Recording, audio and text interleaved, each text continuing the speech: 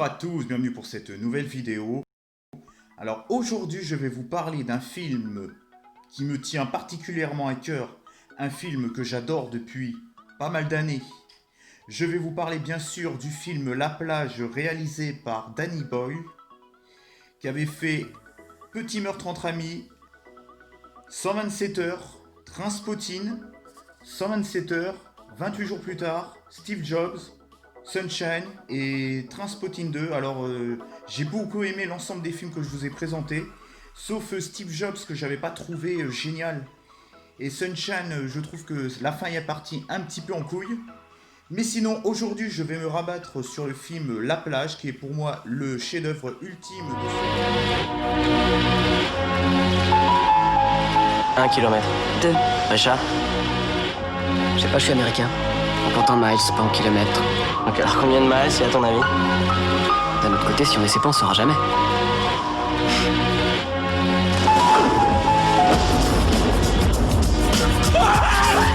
Le monde n'est qu'un immense parc de loisirs. L'aventure s'achète sur catalogue. Programmée, formatée. Le moindre danger a été systématiquement évacué. Au hasard d'une rencontre, j'ai pris une décision. Je me tire. Je mets les voiles. Je pars à la recherche d'autre chose. Il y a un autre mythe urbain qui circule en ce moment, à propos d'une plage. Sur une île où personne ne peut aller. La carte, l'île, c'est secret tout ça. Je te parle pas d'aller le dire à tout le monde. Oh, regarde où ça nous a amené! Moi je dis qu'on peut sauter. On ne saute pas. Françoise!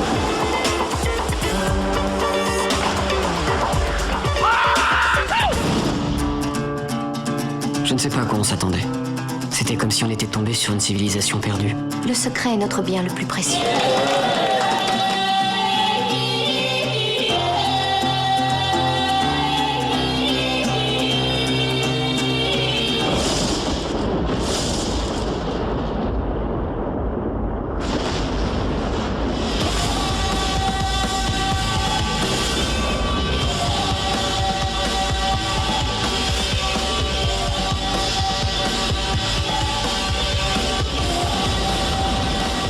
Il faut qu'on se tire.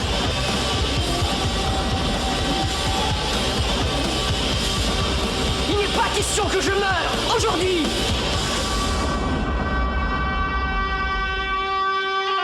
Alors c'était un film sorti le 16 février 2020 en France. Et il est sorti en 99 aux États-Unis. Avec au casting Leonardo DiCaprio, Virginie Ledoyen et Guillaume Canet.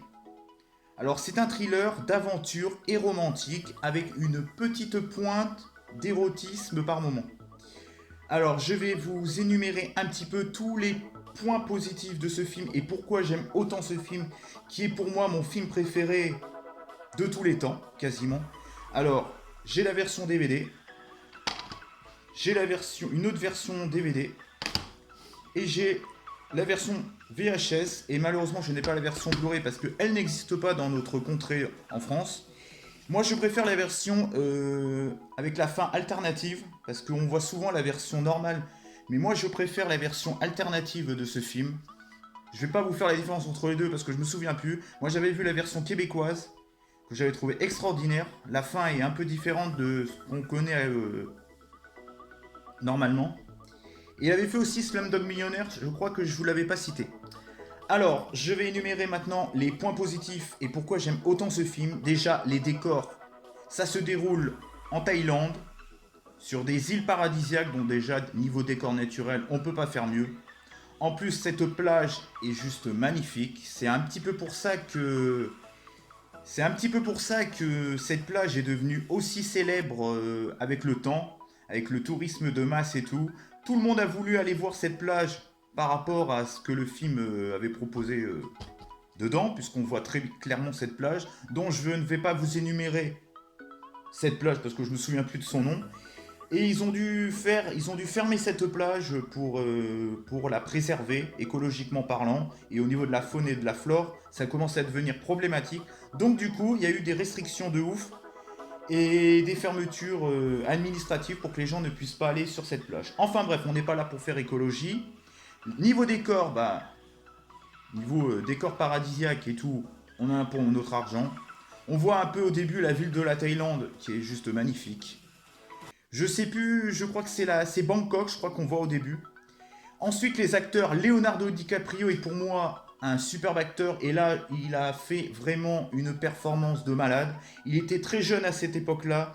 C'était juste après Titanic, il me semble, et je trouve que Leonardo DiCaprio est vraiment génialissime dans ce film. Il n'y a rien à dire, je trouve que sa performance est vraiment excellente. Ensuite, il y avait Guillaume Canet et Virginie Ledoyen, qui est pour moi un duo de Français et un duo d'acteurs dans ce film juste remarquable. En plus, ce trio d'acteurs fonctionne à la perfection. Non mais vraiment à la perfection. J'ai beaucoup aimé l'ensemble de ce trio d'acteurs. Il y a aussi un trio amoureux à un moment donné que je trouve juste remarquable. Ensuite, je vais vous parler de la quête d'une nouvelle vie à la quête d'aventure et de connaissances et les tracas d'une civilisation post-hippie. Alors, la quête d'une nouvelle vie, c'est vrai que le fait de vouloir découvrir une nouvelle île, c'est un but que beaucoup de gens rêvent de faire. Le fait de découvrir une île paradisiaque, pas connue de tous et tout. Déjà, moi, le côté aventure de ce film, j'adore. La connaissance et les tracas d'une civilisation post-hippie, on va se rendre compte qu'en fait, ils pensent que c'est vraiment le paradis. Mais ils vont se rendre compte aussi de tous les tracas qui peuvent se dégager de cette plage et de cette communauté qu'ils ne connaissent pas à la base. Ils vont voir un peu tous les tracas du monde hippie post-2000, quoi, donc des années 2000. Je pense que ça va pas changer beaucoup par rapport à aujourd'hui. Nous voyons un peu tous les tracas, le fait qu'ils veulent pas affaire à la technologie, ni voilà, mais on voit aussi qu'ils ont besoin aussi de la vie normale comme nous on la connaît pour pouvoir survivre. On voit que des fois ils retournent à Bangkok pour acheter certains trucs nécessaires à leur survie sur cette plage. Je trouve que c'est très intelligent de nous faire voir un petit peu cette vie à part, mais qu'ils ont aussi besoin des autres pour exister et pour survivre, mais sans non plus dépendre des médias, sans dépendre de la politique, sans dépendre des autres, juste être entre eux, mais pas être fermé à toute proposition. Voilà, on voit quand même que, bon, il y a des avis divergents et tout. Ensuite, les acteurs secondaires, je trouve qu'ils se débrouillent tous bien. Entre autres, il y a une actrice hyper célèbre qui a joué dans un film de Tim Burton et elle a joué aussi dans Snowpiercer, que je trouve... C'est une blonde qui a un petit peu une cinquantaine d'années, je crois, dans ce film. Non, 45 ans, 50 ans, qui est juste remarquable. Après, les acteurs secondaires est vraiment bien. Il y a pendant un moment, je crois qu'il y a des Suédois qui se font bouffer par un requin et tout. Je trouve que dans l'ensemble du casting secondaire est vraiment excellent. Je vous ai fait un peu le topo pour les acteurs secondaires. Je vous ai un petit peu expliqué un peu la quête d'une nouvelle vie et tout. L'intrigue et le scénario. L'intrigue, suivre, comme je vous ai dit, le tracas, la vie ordinaire de ces gens et tout. Voilà, je trouve que l'intrigue est vraiment géniale. En plus, il y a son pote qui... Bon, je vais spoiler, alerte spoiler, qui décède pendant un moment. Et l'acteur qui voit dans l'hôtel, je sais pas si vous vous rappelez, dans l'hôtel, il y a un acteur, à un moment donné, il fait sa connaissance. Je trouve le passage dans l'hôtel juste remarquable. Le mec, il est fou allié, le mec, il veut dégommer toute la société de thaïlandaise. Il y a un côté très sociétal, très intéressant dans ce film. Et cette scène dans l'hôtel où il bute tout le monde, je trouve, mais il y a des scènes mais vraiment remarquables. Et le film exploite aussi pas mal de genres, le thriller, parce que c'est un côté thriller entre êtres humains, mais c'est un thriller, on va dire, plutôt naturel et humain. Il y a un côté romantique avec le trio amoureux que je trouve pas niais du tout, qui est vraiment très intelligent, très bien fait, très touchant par moments. Il y a aussi un petit côté romantique, un petit côté gore aussi, un côté aventure, un côté dramatique, une petite part de comédie aussi. Le film mélange beaucoup de styles et c'est pour ça que j'aime beaucoup ce film. Pour moi, déjà ça me fait chier qu'il soit pas en Blu-ray, j'ai envie de péter des bouches. Et je trouve qu'il exploite mais vraiment beaucoup de genres et pour moi c'est un film que j'adore. Ensuite la musique, la bande originale Vous tapez La Plage, la bande originale, elle est connue comme je sais pas quoi. Je me souviens plus de son titre, hein, je l'avoue. Et l'émotion, bah on passe par toutes les émotions. La pleure, le rire. Des fois on est choqué par certaines situations, par certaines réactions de certaines personnes qui peuvent nous choquer. On est interpellé par certaines situations. Choqué même par moments. Des fois il y a des moments très gore. Déjà je ne comprends pas pourquoi ce film est simplement interdit aux moins de 10 ans à la télé. Parce qu'il y a quand même des scènes relativement gore. Et oui, on passe vraiment par toutes ces émotions-là. Et c'est ce que j'aime dans ce film, c'est qu'on passe vraiment par toutes les émotions inimaginables. On passe même par un petit côté, il y a même un petit côté geek pendant un moment avec la scène de jeux vidéo en... Comment ça s'appelle là, un petit peu comme ce qu'avait fait Hardcore Henry là, en vue FPS, ou TPS, je sais plus, je confonds à chaque fois. Ensuite, oui, je voulais revenir sur un point encore essentiel, les scènes chocs et érotiques, comme je vous ai parlé, il y en a quelques-unes. Donc c'est pour ça que j'aime bien, parce que il y a des scènes chocs, comme la scène où ils sont bouffés par le requin, quand il les abandonne dans le truc. Le film, il est psychologiquement très important aussi. Des fois, il fait péter un câble, ce film. C'est pour ça que j'aime bien. Et je ne comprends pas les notes négatives sur ce film.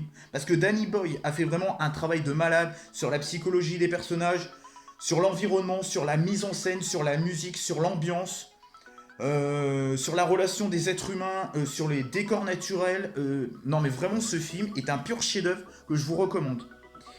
Ensuite l'anecdote, l'anecdote comme je vous ai dit sur la plage qui a fermé et tout, écologiquement parlant et tout, ils ont été obligés de fermer à cause du tourisme de masse. Et ce film a été injustement critiqué. Et je trouve qu'au niveau de la mise en scène, c'est une mise en scène plutôt simple, mais bien travaillée et bien alléchant. Voilà. J'espère que j'ai fait un petit peu le tour de ce magnifique film, ce chef-d'œuvre, le chef-d'œuvre ultime de Danny Boyle. J'espère que ça vous a plu. En tout cas, j'espère que je vais choper le Blu-ray parce que j'adore ce putain de film. Pour moi, il me fait vibrer. Pour moi, c'est un film qui me fait vibrer avec de superbes acteurs. Une idée de mise en scène et de scénario juste remarquable, même si dans la mise en scène, bon, on n'est pas dans un truc le plus abouti au monde, mais je trouve que c'est vraiment honnête de la part de Danny Boyle de nous avoir proposé un chef-d'œuvre de ce style. C'est un film qu'on verra nulle part ailleurs. Il y a un petit côté survival horror, même limite par moment. Par moment, il y a un côté survival, ça c'est sûr. Et il y a un côté thriller au niveau des êtres humains. Et je crois que j'ai fait un petit peu le tour de ce film. Je vous encourage vivement de voir La Plage qui s'appelle aussi The Beach, bon ça c'est salope, The Beach en version originale. Je vous souhaite une bonne journée, voyez ce film sans tarder, Danny Boyle est un maître de la réalisation que je trouve juste remarquable. Allez voir ce film si c'est pas encore fait, et dites-moi dans les commentaires votre retour sur ce film. J'espère que cette petite critique vous aura plu. Ciao, et on se retrouve pour d'autres critiques de films et de jeux vidéo plus tard, un peu plus tard. Allez, ciao, et bye bye.